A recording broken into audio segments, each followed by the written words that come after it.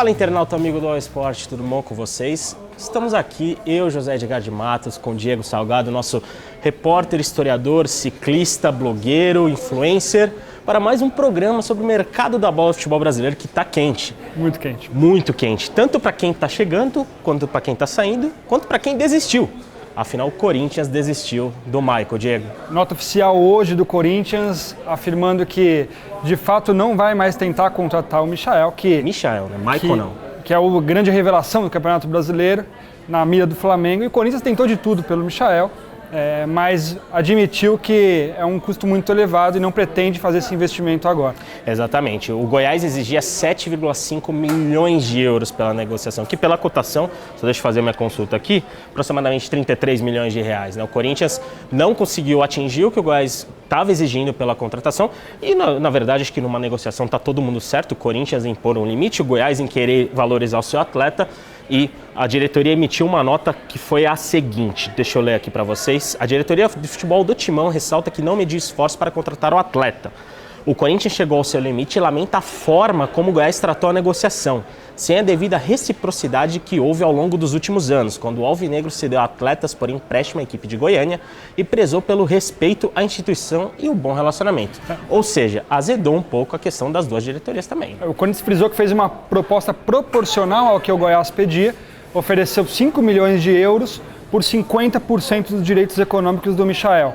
E o Goiás não topou, está pedindo 7,5 milhões de euros, dá mais ou menos aí uns 33 milhões de reais, ou seja, é muito mais que o Corinthians quis pagar pelo Michael. Lembrando que o Corinthians fez investimentos altos nesse começo de temporada. Luan, que foi o principal investimento até agora. Exatamente, pagou cerca de 20 milhões de reais por 55% dos direitos econômicos do Luan e também pagou uma boa quantia pelo Victor Cantillo, pagou exatamente 11,2 milhões de reais por 70% dos direitos econômicos, mas parcelado em 4 vezes, que mostra que o Corinthians também tem um problema financeiro, tem que ter um jogo de cintura para conseguir reforçar o time, né? E os problemas financeiros do Corinthians a gente sabe que não vem de agora, né? O Corinthians tem uma dívida enorme para pagar da Arena Corinthians, né? Para pagar o estádio, e nos últimos anos fez alguns negócios com um patamar elevado, principalmente, por exemplo, em 2016, quando o time era campeão brasileiro, perdeu muita gente para a China e em valores não tão altos e precisou gastar muito para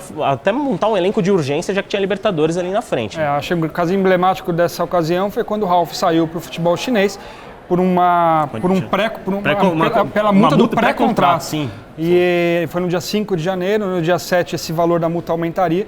E o Corinthians fez várias contratações, nenhuma deu certo em 2016. Giovanni Augusto, Marquinhos Gabriel, André, uma lista enorme ainda. E agora esse ano, pé no freio, né? Tanto que o Corinthians, por opção do técnico Thiago Nunes, não vai ficar com o Ralf nem com o Jadson, mas vai ser um grande alívio também na folha de pagamento. Esses jogadores são os jogadores que têm um salário mais alto, ao lado de Fagner e do Cássio, um pouco mais baixo que desses dois.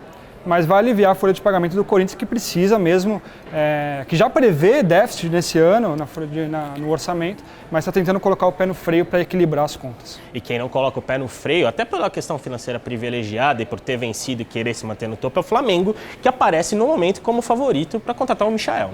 Deve acertar com o Michael, né? Até a apuração do Léo Burlá. Aliás, a apuração do Léo Burlá, um dirigente, uma pessoa que está envolvida direta na negociação, falou a seguinte aspa: avançou e está por detalhes. Ou seja, a qualquer momento o Flamengo pode anunciar o Michael, que foi, como o Diego já ressaltou, a revelação do Brasileirão do ano passado. E aí o Flamengo topou pagar 7,5 milhões de euros. Ainda está tentando um descontinho ali, mas se precisar vai pagar. Cerca de 33 milhões de reais.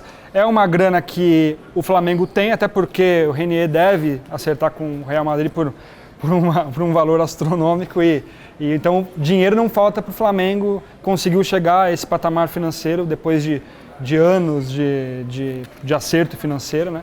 Então o Flamengo aí se reforçando ainda mais, lembrando que já trouxe o zagueiro Gustavo Henrique, o próprio Pedro Rocha. Então era um elenco já qualificado. Eu só acho que para o Michael não vai ser tão uma boa quanto para o Corinthians. Ele teria mais espaço no Corinthians, vai ter que cavar um espaço. Seria titular, né? Com certeza. E por exemplo, ele só joga onde joga o Bruno Henrique, que foi só o melhor jogador do Brasileiro, o melhor jogador da Libertadores, né? Vai ter que ter muito trabalho para conseguir um espaço no time do Flamengo. Só um detalhe na matéria do Léo Burlá é que esses 7,5 milhões que o Flamengo está disposto a pagar seria por 75% dos direitos econômicos do Michael. A negociação corintiana era por 50%. Então, é um pequeno detalhe, de porcentagem que faz muita diferença e que o Flamengo, a gente já ressaltou, né, que já anunciou o Pedro Rocha e o Gustavo Henrique, seria o primeiro grande investimento do Flamengo nessa janela, porque o Gustavo Henrique veio com fim de contrato, o Santos até antecipou o fim do contrato para o Gustavo Henrique já começar a pré-temporada lá na Gávea, e o Pedro Rocha também, né, teve uma negociação muito mais facilitada depois do rebaixamento do Cruzeiro. Diferentemente do ano passado, que o Flamengo fez um grande investimento, trouxe a Arrascaeta, trouxe o Rodrigo Caio, trouxe o Bruno Henrique, trouxe o Gabigol. E agora a concentração para o Flamengo é tentar manter o Gabigol, que eu acho que aí é uma situação muito mais complicada e delicada para o time do rubro-negro. Exatamente, e uma situação complicada, urgente e necessária, já que o Gabigol, né, foi o grande destaque ofensivo, pelo menos na quantidade de gols, né, já que a gente está falando do Bruno Henrique, do Flamengo na temporada. E quem as pessoas sempre apontam, né, como concorrente direto do Flamengo, até foi uma rivalidade que esquentou muito nesse ano, é o Palmeiras, que, ao contrário do time rubro-negro, que está mais procurando reforçar o seu próprio elenco, o Palmeiras quer enxugar o elenco antes de fazer um investimento, dar o famoso tiro certo, né? De trazer aquele jogador que vai fazer a diferença. E no planejamento da diretoria e da comissão técnica do Vanderlei Luxemburgo, só falta um nome para tudo ficar bem e o Palmeiras poder caminhar de olho no mercado para trazer novos jogadores, e esse nome é o Daverson. É considerado aí o mais importante, né, dessa transação, desse momento que o Palmeiras vive de reformulação de elenco. Lembrando que é muito diferente do que aconteceu nos outros anos. O Palmeiras sempre trazia jogador, era ativo, né? Hoje está mais calmo. De 2015 até 2019, com o Alexandre Matos comandando o departamento de futebol, o Palmeiras foi ao mercado e contratou muito. É uma postura diferente no mercado agora com o Vanderlei Luxemburgo no comando do time alviverde. E o Daverson pode sair para o futebol chinês. É o que o Palmeiras espera, mas vai ser complicado também. Né? E lembrando que o futebol chinês, times do futebol chinês já mostraram interesse no Daverson na temporada passada. Ele chegou até a criar uma questão, uma relação ruim com o torcedor, né? Anunciando a saída ali em rede social, depois disse que se arrependeu, não estava nenhuma negociação certa, mas está tudo certo pro Daverson deixar o Palmeiras. Ele se representou ontem, né, na academia de futebol, ontem que foi o primeiro dia de trabalho do Vanderlei Luxemburgo, conversou com o novo técnico, tem até foto, né, dele cumprimentando o Vanderlei Luxemburgo, mas o Palmeiras quer se livrar do jogador, né, até porque tem um salário alto, é um jogador que tem uma relação meio instável com o torcedor, e um investimento chinês nessa época de mercado sempre é positivo. E o Palmeiras ainda aguarda essa chegada dessa proposta, e na primeira proposta considerada razoável pela diretoria, o Daverson vai embora. Ele custou até que relativamente caro, né, em 2017. Veio do futebol espanhol, né, foi comprado do futebol espanhol. Veio a pedido do Cuca. Fez um bom Campeonato Brasileiro de 2018, fez até o gol do título em São Januário contra o Vasco, naquela vitória do Palmeiras.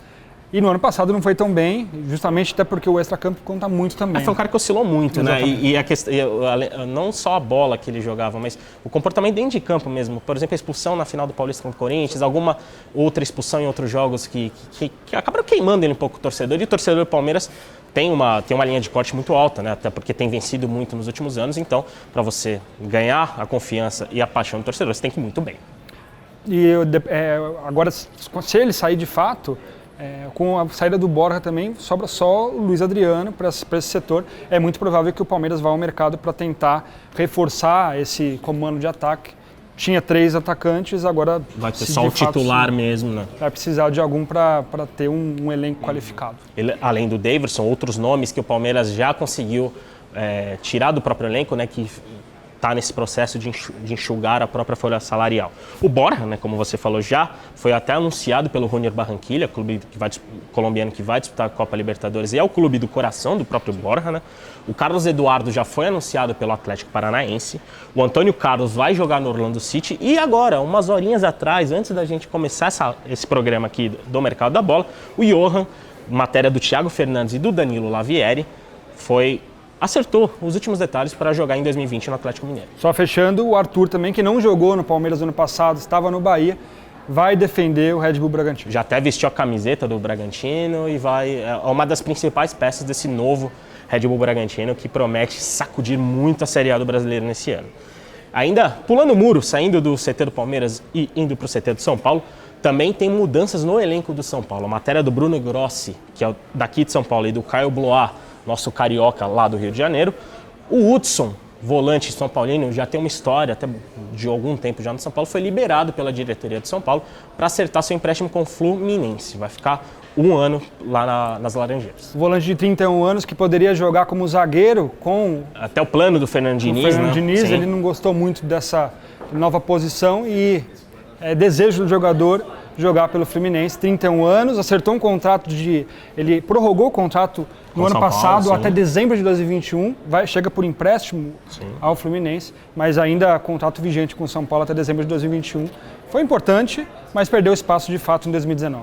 E o Fernando Diniz, como o Diego bem ressaltou, tinha esse plano de recuar o Hudson, até chegou a testar isso em alguns treinamentos, mas o Hudson é volante, sempre nunca escondeu, e o Hudson foi o cara, talvez seja um dos jogadores do elenco do São Paulo que foi mais improvisado nos últimos anos, jogou de lateral, jogou de volante, jogou de zagueiro, mas a ideia dele agora e do São Paulo é essa negociação deve sair nas próximas horas, tranquilamente, o São Paulo já liberou, o Fluminense tem interesse, e a chegada do Hudson, por exemplo, não vai impedir os outros negócios do Fluminense, como a manutenção do Alan, né, que o Fluminense conseguiu convencer o Liverpool, a chegada do Henrique, do Cruzeiro, ainda Cruzeiro, pode ser ex-Cruzeiro, né? Então o Hudson está tudo muito bem encaminhado para ele já pegar a ponte aérea, assinar contrato, vestir a camisa do Fluminense e já começar a temporada lá. É o tipo de negociação que é bom para todo mundo, é bom para o São Paulo, bom para o jogador, bom para o Fluminense. Exatamente. E assim como o Palmeiras, o São Paulo também tem essa estratégia de enxugar um pouco o elenco sua própria folha salarial, até porque tem gastos muito exorbitantes e um déficit enorme de 180 milhões que a gente já noticiou aqui no UOL. Tanto que o São Paulo já liberou ou já deixaram clube jogadores como Calazans, como Jonathan Gomes, como Trellis, Araruna, que já está próximo de acertar a permanência lá no Fortaleza do Rogério Ceni. Aliás, o Rogério gosta muito do futebol do Araruna. Léo Natel, Paulo Boia e Everton Felipe também são nomes que já foram liberados pela diretoria e procuram uma nova casa para a próxima temporada. Enxugar a folha salarial, como o Corinthians tem feito, como o Palmeiras tem feito para começar 2020 aí com mais saúde financeira. Exatamente. E falando em saúde financeira, também em jogador que talvez tenha encerrado o ciclo, né? A gente desce a serra, vai falar do Santos. O Santos teve a apresentação do Gesualdo Ferreira aqui. Ontem ele conheceu o museu, né? Conheceu alguns jogadores como Mengalve, como Pepe. E hoje vestiu pela primeira vez a camisa do Santos, até ganhou a camisa 10, né? Com o nome Gesualdo. E também ouviu já o presidente José Carlos Pérez falar de alguns jogadores do próprio elenco. E um que perdeu espaço na última temporada e que deve realmente sair do Santos é o goleiro Vanderlei, que tem o Grêmio como um dos interessados, segundo admitiu o próprio dirigente, o próprio presidente. Né? Ele perdeu muito espaço com o Sampaoli no ano passado, né? Sim. É um jogador que vai fazer 36 anos no próximo dia 1º de fevereiro. E no ano passado fez 23 jogos só no primeiro semestre, Sim. A partir de junho jogou muito pouco, perdeu de verdade muito espaço, ao contrário de 2018, deixou de ser importante para a equipe. Né? Em 2018 discutiam até a presença do Vanderlei na Copa do Mundo, né? Sim, uma disputa meio direta com o Cássio. Fazendo muitas boas defesas. E realmente era um dos melhores goleiros do país no momento. Né? De fato fez um primeiro semestre muito abaixo do que todo mundo esperava, perdeu espaço com o Sampaoli. Eu acho também interessante para o jogador ter novos ares, ele vai encontrar uma situação propícia para ele para conseguir a titularidade no Grêmio. Sem dúvida. Aliás, o Grêmio procura um goleiro mais confiável, podemos dizer assim, desde a saída do Marcelo Groi. Exatamente. Não conseguiu se acertar na posição. É outra negociação que também é bom para todo mundo, né? E a questão positiva para o Santos é a seguinte, de acordo com a matéria do Éder Traschini, nosso setorista do Santos, o Vanderlei recebe mais de R$400 mil por mês, ou seja, ele é um dos maiores salários do elenco do Santos, e é um jogador que não joga. Que não está jogando. Não está jogando, então vai ser positivo para todo mundo. O Grêmio e outros clubes, de acordo com o José Carlos Pérez, já mostraram interesse no goleiro santista, mas até agora o Clube Gaúcho tem se mostrado com mais força nessa negociação e quem sabe levar nas próximas horas, nos próximos dias, o goleiro santista. Embora tenha uma idade avançada, né, 36 anos, mas o goleiro sempre joga um pouquinho mais, né? Você vê o Fernando Praz. É um goleiro que tem forma também, né? Nunca teve problema grave de lesão, então pode ser muito interessante. Tem mercado ainda. Tem muito mercado. Falar em mercado, um veterano também que tem mercado aí no futebol brasileiro é o Fred, que está ansiosamente aguardando a definição do futuro dele no Cruzeiro. O Cruzeiro, né, que caiu para a Série B, todo mundo sabe que vai ter muitos problemas financeiros. Está se reunindo com as principais peças do elenco para negociar uma redução de contrato ou uma saída amigável. E desse grupo de jogadores badalos como Egídio, como Dedé, o Fred é o que ainda não se reuniu. A matéria do Henrique Bruno e do Thiago Fernandes mostra esse panorama, mais detalhes lá no UOL. Mas quem precisa de um centroavante pode ter uma opção aí, um jogador de seleção brasileira. O próprio Fred disse que disse no ano passado que o sonho dele é encerrar a carreira no Fluminense. Teve uma passagem brilhante, bicampeão brasileiro. Então, não vou me assustar se o Fred acertar com o Fluminense, mas de fato é um jogador que recebe um salário muito alto. Não sei se o Fluminense tem tanto dinheiro para pagar assim. Vai ter que conversar, até para primeiro sair do Cruzeiro. Se o Fred não vai querer ficar no Cruzeiro também para jogar a Série B, né? Exatamente. E com essa nós encerramos o nosso programa do Mercado da Bola. Aliás, isso foi rápido hoje, hein? Tem muita coisa. Parece que os clubes voltaram de férias, né? Tipo, tudo começou a acelerar. Mas mais detalhes você pode acompanhar no www.uol.com.br/esporte. Nós temos lá uma página especial de Mercado da Bola com todas as movimentações do mercado, além de, claro, das nossas notícias, nossas matérias sobre detalhes das principais negociações dos grandes clubes do futebol brasileiro. Eu sou José Edgar, estou aqui com o Diego Salgado e a gente se despede até amanhã com a gente ou outra dupla. Saberemos com a escala do diretor Lucas Pastore, que está aqui coordenando tudo. E hoje a Brenda também, tá? A nossa estagiária, que hoje é quem está mandando aqui na gente, né? E até amanhã, galera. Muito obrigado pela audiência e nos vemos. Até a próxima.